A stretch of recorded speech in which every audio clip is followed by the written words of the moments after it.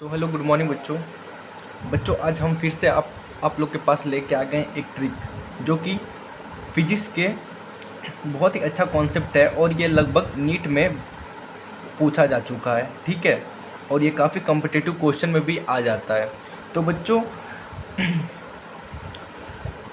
तो बच्चा लोग नीट के फिजिक्स में डायमेंशन फार्मूला एक फिक्स्ड क्वेश्चन आता है। ठीक है, और उसके अंदर खास करके ये वाला टॉपिक होता है जिसमें एबिलिटी होता है, मास, लेंथ एंड टाइम होता है।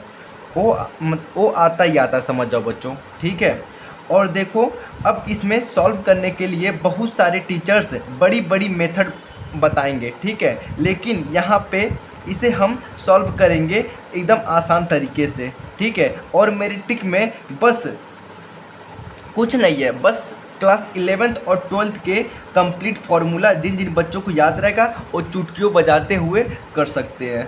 ठीक है बच्चों, और बच्चों आओ देखते हैं यहाँ क्या लिखा है। तो बच्चों इसमें ये बता रहा है कि force, velocity and time are taken.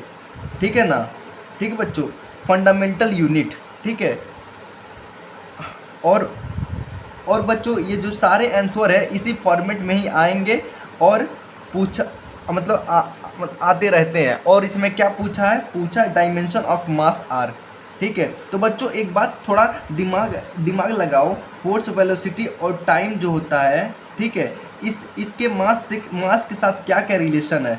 तो बच्चों जाहिर सी बात है, एक बहुत ही पुराना रिलेशन है, F = ma, means force = mass into acceleration होता है ना। तो बच्चों अगर हम लोग इसको मान लें F = ma, ठीक है बच्चों, तो m को सब्जेक्ट बना लेते हैं। m = क्या हो जाएगा बच्चों, F/a हो जाएगा। ये तो हो जाएगा, इतना तो समझ में आ रहा है आप लोग को अच्छे तरीके से।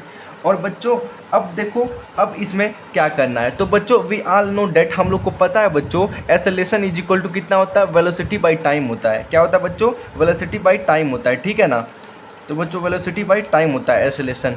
ठीक है, तो बच्चों फाइनल हमारा आंसर साफ जाहिर सी बात है दिख रहा है। तो हमारा फाइनल आंसर क्या है बच्चों, फाइनल आंसर है हमारा F⁻1 v - 1 t⁻1। ये हमारा बच्चों फाइनल आंसर है। सब चीज़ फार्मूला में ही दिया है। ठीक है बच्चों, समझ में आ रहा है आप लोगों को। और बच्चों सॉरी बच्चों, वो थोड़ा कॉल आ रहा था। ठीक है, तो ये इतना तो हो गया हमारा। ठीक है, अब देखो अब हमारा नॉर्मल मेथड से जाएगा, so it will be time taken. ठीक है ना बच्चों, अगर हम लोग नॉर्मल मेथड से इसे करते हैं तो ये बहुत ज़्यादा टाइम लेगा। तो बच्चों हमारा जो फाइनल आंसर आता है, तो बच्चों हमारा जो फाइनल आंसर है ये ऑप्शन डी करेक्ट है। तो बच्चों अगर आपको ये वीडियो अच्छी लगी हो, प्लीज़ डू लाइक, सब्सक्राइब। ठीक है, ओके जी, थैंक यू।